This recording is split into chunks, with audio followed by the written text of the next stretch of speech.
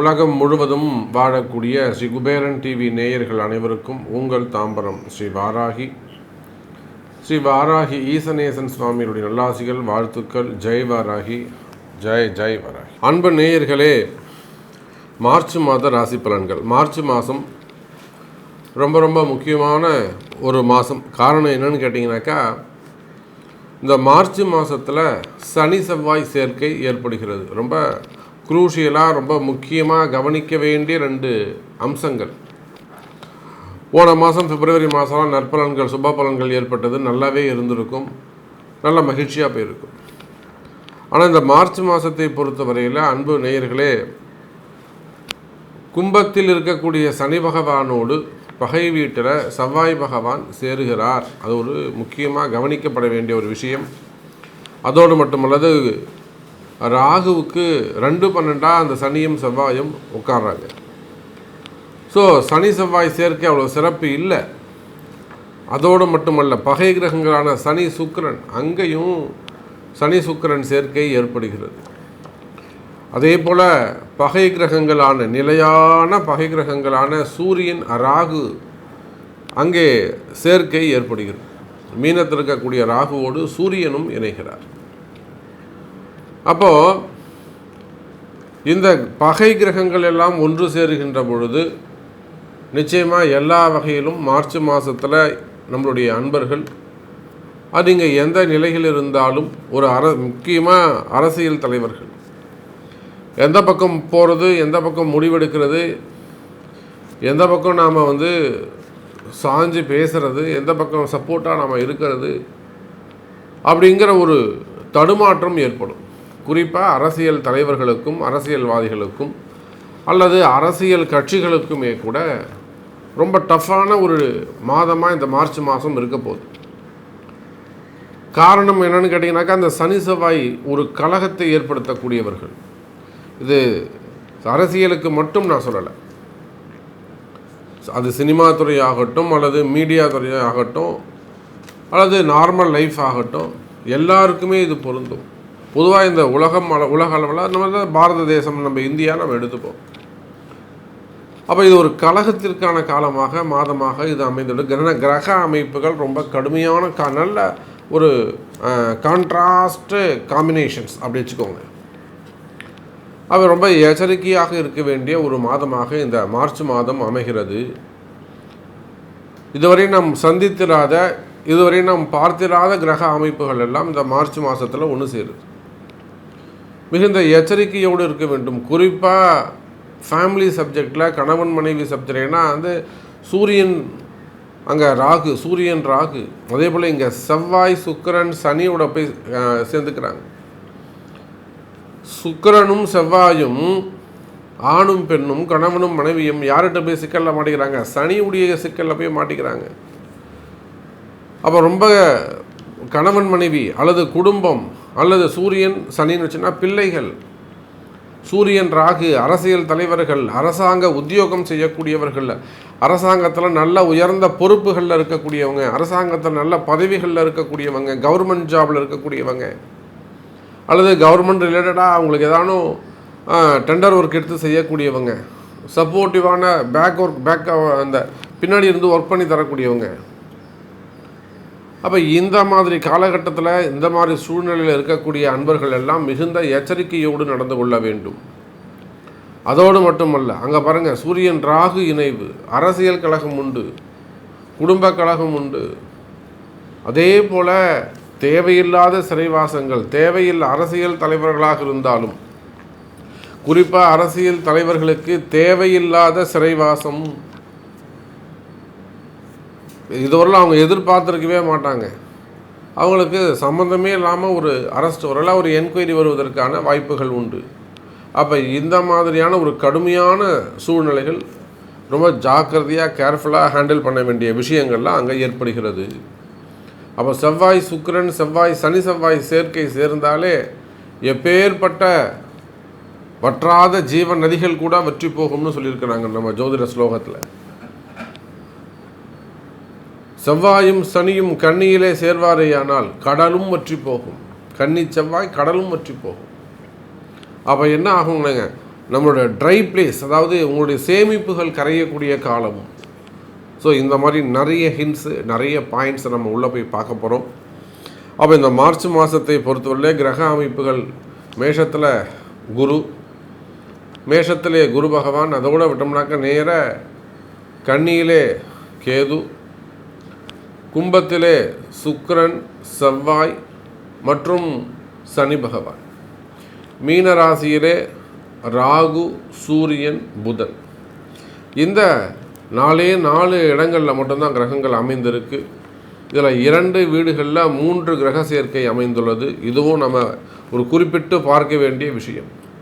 காலபுருஷனுக்கு 11ஆம் வீடு, 12ஆம் வீடு என்று சொல்லக்கூடிய 2 பாவங்களிலும் 3 கிரக சேர்க்கை அமைந்துள்ளது. அந்த 3மே பகை கிரகங்கள் ஒன்றோடு ஒன்று இணைந்திருக்கிறது.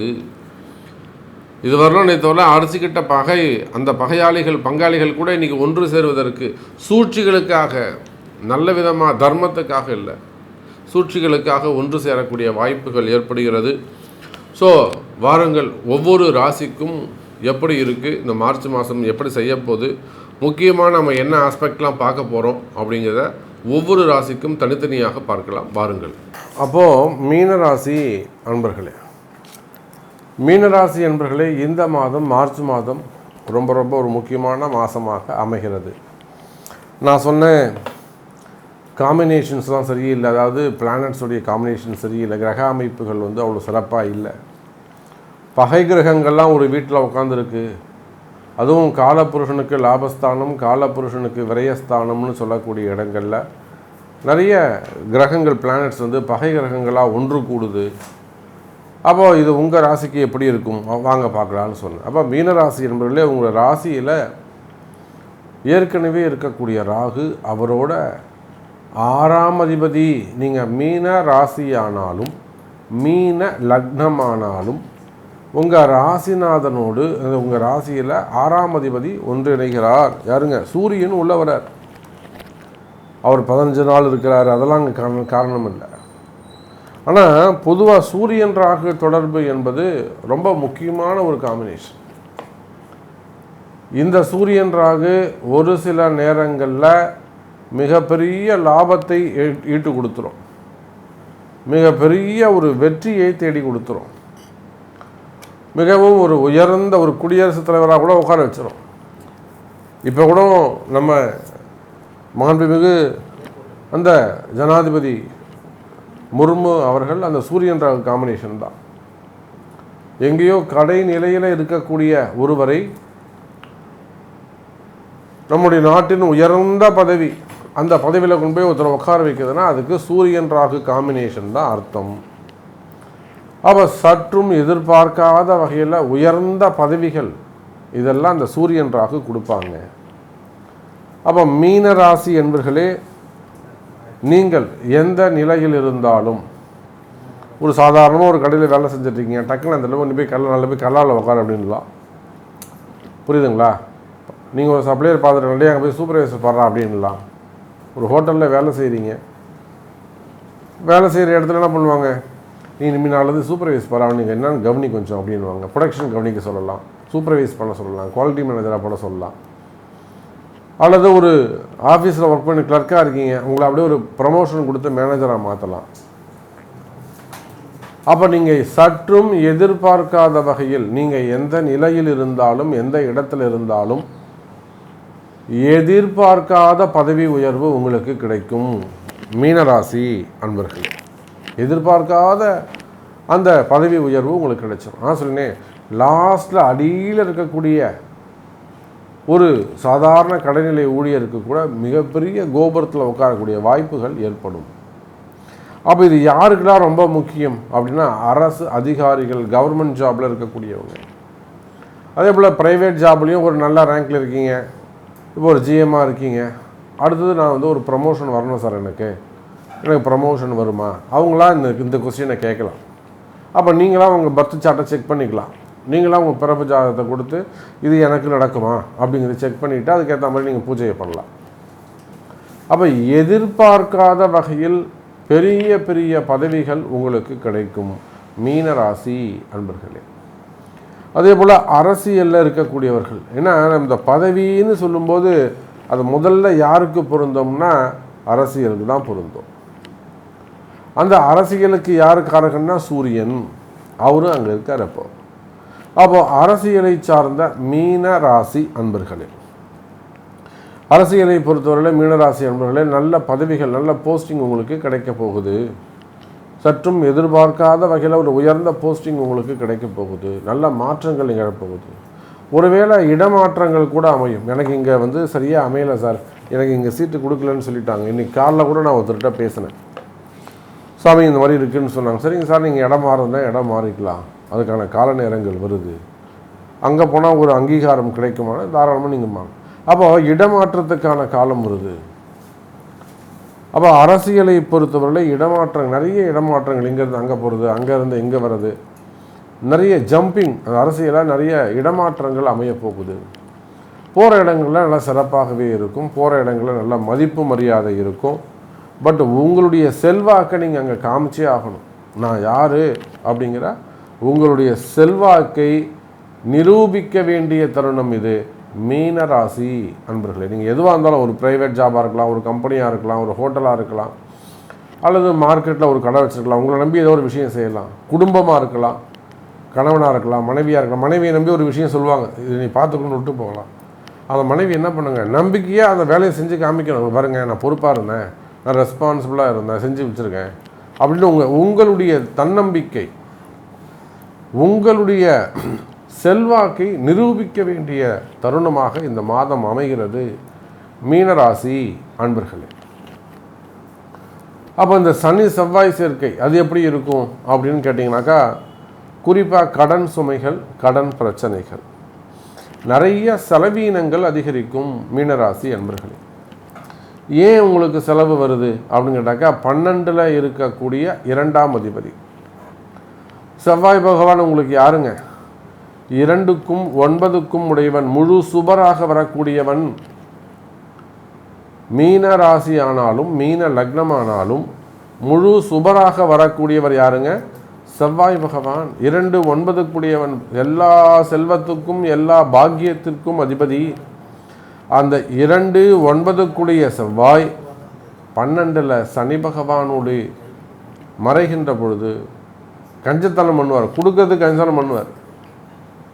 அவ்வளோ சீக்கிரம் அவர்கிட்ட காசு வாங்க முடியாது. அது வீட்டுக்காரர் செலவு பண்ணி அடுத்த மாதம் பார்த்துக்கலாம், அடுத்த மாதம் பார்த்துக்கலாம் அப்படின்னு தள்ளி போடுவார். அப்போ அவங்கள்ட்ட காசு வாங்குறது ரொம்ப கஷ்டமாக இருக்கும். அப்போ வீண் விரயங்களை ஏற்படுத்துவார். அப்போ வீட்டில் குடும்பத்தில் நிறைய தேவையில்லாத வீட்டு வேலைகள் அமையலாம். வீட்டு ரிப்பேர் பண்ணுறதா இருக்கலாம், மோட்டர் ரிப்பேராக இருக்கலாம், போர் ரிப்பேராக இருக்கலாம், ஈபி ரிப்பேராக இருக்கலாம். அந்த மாதிரியான நிறைய வீண் விரயங்கள் ஏற்படுவதற்கு வாய்ப்புகள் உண்டு. அதே போல் ஒரு அரசியல் தலைவராக இருக்கீங்க, உங்கள் தொகுதியை நீங்கள் கொஞ்சம் ரெடி பண்ண வேண்டியதாக இருக்கும். இப்போ அதுக்காக கொஞ்சம் வீண் விரயமாக இருக்கும். கீழே உள்ளக்குள்ள கொஞ்சம் கவனிக்க வேண்டியதாக இருக்கும். அல்லது ஒரு அரசு அதிகாரியாக இருக்கீங்க, நீங்கள் கொஞ்சம் கீழே உள்ளவங்களை சப்போர்ட் பண்ணிக்க வேண்டியதாக இருக்கும். அப்போ வீண் விரயங்கள், எதிர்பார்க்காத வீண் விரயங்கள் ஏற்படும். தொழில் சம்பந்தமாக கம்பெனியில் ஏதாவது ஒரு மிஷின் ரிப்பேர் ஆகிடும், கம்பெனியில் ஏதாவது ஒரு ஈபி ஃபால்ட்டாக வரும், இல்லை ஒரு ஃபயராக இருக்கும், ஏதோ ஒரு சம்திங். அப்போ நீங்களாகவே ஒரு வீண் விரயத்தை செய்வீர்களே ஆனால் அப்போது கண்டிப்பாக மற்ற ஏற்பட இருக்கின்ற மற்ற தவறுகளை எல்லாம் நாம் தடுத்து நிறுத்தி விடலாம் மீன ராசி அன்பர்களே. அப்போ 2 9க்குரிய பாக்யாதிபதி, தனாதிபதி என்று சொல்லக்கூடிய செவ்வாய் பகவான் 12ல் மறைவு. 12ல் மறைஞ்சாலும் உங்களுக்கு வரக்கூடிய பணங்காசுகள், வருமானங்கள் அங்கே என்னங்க கட்டாகும், கிடைக்க வேண்டிய பாக்கியங்கள் கட்டாகும். அதோடு மட்டுமல்ல, 3க்கும் 8க்கும் உடையவன், அங்கே தான் நீங்கள் கவனிக்கணும். 3 8க்குடைய சுக்கிரன், அவரும் 12ல் மறைவு. அப்போ சுக்கிரனால் என்ன லாபம் கிடைக்கும் அப்படின்னு கேட்டிங்கனாக்கா, சிறு சிறு லாபங்கள் கிடைக்கும். பெரிய ஒரு ஜாப் பண்ணுறீங்க, ஒரு பெரிய ஆர்டர் எடுத்து பண்ணுறீங்க, ஒரு பல கோடி ரூபா ஒரு லாபம் கிடைக்கணும்னு வச்சுப்போமே. ப்ராஃபிட் மட்டுமே நம்ம கிட்டத்தட்ட ஒரு 100 கோடி ரூபா வரும் அப்படி சொல்கிறீங்கன்னு வச்சுக்கோங்க. லாபம் மட்டுமே நமக்கு ஒரு 1,00,000 வரும் அப்படி வச்சுக்கோங்களேன், 10,000 ரூபா கிடைக்கும். அப்போ பெரிய பெரிய விஷயங்கள் கூட சிறு லாபத்தில் முடிவடைவதற்கு வாய்ப்புகள் உண்டு. ஆமாம் சாமி, இப்போ நடக்கிற சுச்சுவேஷனை பார்த்தா அப்படிங்க சொல்கிறது கரெக்டு. இப்போ மீனராசி அன்பர்கள் என்கிட்ட 2 பேர் முன்னாடி உட்காந்தாங்கன்னா அதான் சொல்லுவாங்க, சாமி நீங்கள் அக்யூரேட்டாக சொல்கிறீங்க சாமி, கரெக்டாக சொல்கிறீங்க. இந்த மாதிரியான ஒரு சூழ்நிலை தான் இப்போ நடக்குது. ஏன்னா ஒரு பெரிய ப்ராஜெக்ட் நான் எடுத்து பண்ணுறேன், பட் ஆனால் ப்ராஃபிட் இப்படி தான் அமையும் போல் இருக்குது. அப்போ இதுக்கெல்லாம் என்ன காரணம்? 12ல் இருக்கக்கூடிய 8ஆம் அதிபதி, 12ல் இருக்கக்கூடிய தனாதிபதி, 12ல் இருக்கக்கூடிய பாக்யாதிபதி, 12ல் இருக்கக்கூடிய 3ஆம் அதிபதி, தனஸ்தானத்தில் இருக்கக்கூடிய சூரியன் ராகு ஒரு காரணம். இது எல்லாவற்றுக்கும் மேலே உங்கள் ராசிக்கு 7ல் கேது தனித்து இருக்கிறார். யார் பார்வையும் அங்கே கிடைக்கல. யாராவது ஒருத்தராவது அந்த கேதுவை பார்த்தாங்கன்னா கொஞ்சம் அந்த அவருடைய செயல்பாடுகள் கண்ட்ரோலில் வரும். பட் இங்கே கேதுவை கேட்பார் இல்லை, அவர் இஷ்டத்துக்கு அவர் என்ன நினைக்கிறாரோ அதுதான். அப்போ மீனராசி என்பர்களை எனக்கு தெரிஞ்சு நிறைய மீனராசி என்பர்கள் தேவையில்லாத வீண்பழிகள், தேவையில்லாத அவமானங்கள், தலைகுனிவுகள், போராட்டங்கள், வாக்குவாதம், நிறைய யுத்தம், நிறைய சண்டை போடுறது. இல்லை நான் இப்படி தான் இருப்பேன், நான் இங்கே தான் செய்வேன், அப்படி நிறைய யுத்தங்கள், வாக்குவாதங்கள், வம்பு வழக்குகள், கோர்ட்டு கேஸு, டாக்குமெண்ட் ப்ராப்ளம், இட பிரச்சனைகள், சொத்து பிரச்சனைகள், இதெல்லாம் நிறைய நம்ம ஒன்றா மீனராசிக்கு சொல்லிக்கிட்டே போகலாம். அதே போல் ஆரோக்கிய குறைவுகள், மீனராசி என்பவர்களே உங்கள் ஹெல்த்தை நீங்கள் ரொம்ப கவனமாக பார்த்து கொள்ள வேண்டும். ஒரு சில புத்திசாலிகள்லாம் இருக்காங்க, அவங்க நான் 10 நாளாக மாத்திரையே போடல, எனக்கு அது ஒழுங்காக இருந்தது, இன்றைக்கி தான் நான் மாத்திரையை போட்டேன், மாத்திரை போட்டோடனே எனக்கு வலிக்குது அப்படின்லாம் சில புத்திசாலிகள் சொல்லுவாங்க. அப்போ மீனராசி என்பர்களே உடல்நிலை ஆரோக்கியத்தில் அதிக அக்கறை, அதிக கவனம் செலுத்த வேண்டும். உங்களோட டேப்லெட்ஸ் எதுவானாலும் அதை ரெகுலராக எடுத்துக்க, அதை பழகிக்கணும். அலட்சியம் இருக்கக்கூடாது. ஆரோக்கியத்தில் ரொம்ப அதிக கவனம் செலுத்த வேண்டும். அதே போல் வண்டி வாகனங்களில் சென்று வரும்போது ரொம்ப எச்சரிக்கையாக, சூரியன் ராகு சும்மா இருக்க மாட்டார். எலும்பு சம்மந்தப்பட்ட பிரச்சனைகள், ஸோ எல்லாம் அதை கொஞ்சம் அந்த வண்டி வாகன விபத்துக்களை கொஞ்சம் வீட்டிலேயே இருந்தால் கூட சரி தான், க்ளீனிங் ஒர்க் பண்ணும்போது கொஞ்சம் கவனமாக இருக்க வேண்டும். அந்த பாதம், அந்த பாதத்திற்கிட்ட மூட்டு அல்லது இந்த முதுகெலும்புகள், இது போன்ற விஷயங்கள்லாம் கொஞ்சம் கவனமாக நடந்து கொள்ள வேண்டும். அடுத்தபடியாக பார்த்தீங்கன்னாக்கா குடும்பத்தை பொறுத்தவரையில் மீன ராசி என்பர்களே சிறப்பானதாகவே அமையும். மீனராசிக்கு இந்த மார்ச் மாதம் குடும்பத்தில் மகிழ்ச்சி பொங்கும், சிறப்பானதாக இருக்கும். குடும்பத்தில் வளர்ச்சி இருக்கும், சுப நிகழ்ச்சிகள் நடைபெறும், கணவன் மனைவியிடையே ஒற்றுமை மேலோங்கும். கொஞ்சம் விட்டு கொடுத்து செல்வீர்களேயானால், வளைந்து கொடுத்து செல்வீர்களேயானால், குறிப்பாக குடும்ப பெண்கள் அந்த கொஞ்சம் ஒரு புரிதல் இருக்குமேயானால், ஒரு அண்டர்ஸ்டாண்டிங் இருக்குமேயானால், கணவனை புரிஞ்சு நடந்துப்பீங்களேயானால் நிச்சயமாக மகிழ்ச்சியான இல்லறம் அங்கே ஏற்படும். அப்போ உத்தியோகம் சிறப்பானதாக இருக்கும், தொழில் அமைப்புகள் சிறப்பானதாக இருக்கும், ஆரோக்கியத்தினால இம்ப்ரூவ்மெண்ட் இருக்கும். அதே சமயத்தில் அந்த மனபயம், மனக்குழப்பங்கள் மற்றும் ஒரு சில இண்டிகேஷன்ஸ், அதாவது 8ஆம் பாவம் சம்மந்தப்பட்டது அல்லது வைப்பு தோஷங்கள், மாந்திரீக தோஷங்கள், அதாவது மந்திர மாந்திரீக தோஷங்கள், செய்வினை கோளாறுகள், இந்த மாதிரியான ஒரு ஃபியர்னஸ் மட்டும் உங்களுக்கு இருக்கும். ஸோ மீனராசி என்பர்களே இன்னும் நிறைய விஷயங்கள் நம்ம பேசிக்கிட்டே போகலாம், நிறைய விஷயங்கள் உங்களுக்கு சொல்லிக்கிட்டே போகலாம். எச்சரிக்கை தேவை என்பது தான் இந்த மார்ச் மாதம் உணர்த்துது. இப்போ நாம் சொல்கிற விஷயங்களில் நீங்கள் எந்த இடத்துல இருக்கிறீங்க அப்படிங்கிறத நம்ம பார்த்துக்கணும். அதோடு மட்டுமல்ல, எந்த இடத்துல நீங்கள் இருக்கிறீங்கன்னு பார்த்துக்கணும். உங்களுக்கு என்ன மாதிரியான சுச்சுவேஷன் இருக்குது, ஸோ என்ன ட்ரபுளில் நீங்கள் இருக்கிறீங்க, இது எப்போ கிளியர் ஆகும், இந்த போல் எல்லா கேள்விகளுக்கும் உங்களுடைய பிறப்பு ஜாதகம்தான் பேசும். ஸோ உங்களுடைய பர்த் சார்ட், பிறப்பு ஜாதகத்தை கொண்டு சரியான பரிகாரங்களை தெரிந்து அதை செய்வீர்களேயானால் நல்ல முன்னேற்றம் ஏற்படும் என்பதை தெரிவித்துக்கொண்டு மீண்டும் ஒரு அற்புதமான பதிவில் சந்திக்கிறேன். அதுவரை உங்களிடம் எழுந்து விடைபெறுவது உங்கள் தாம்பரம் ஈசனேசன். ஜெய் வராகி, ஜெய் வராகி. ஸ்ரீ குபேரன் டிவியை பார்த்தமைக்கு நன்றிகள். மேலும் இது போன்ற தகவல்களை தெரிந்து கொள்ள ஸ்ரீ குபேரன் டிவியை சப்ஸ்கிரைப் செய்யுங்கள். மறக்காமல் பெல் ஐக்கானை கிளிக் செய்யுங்கள்.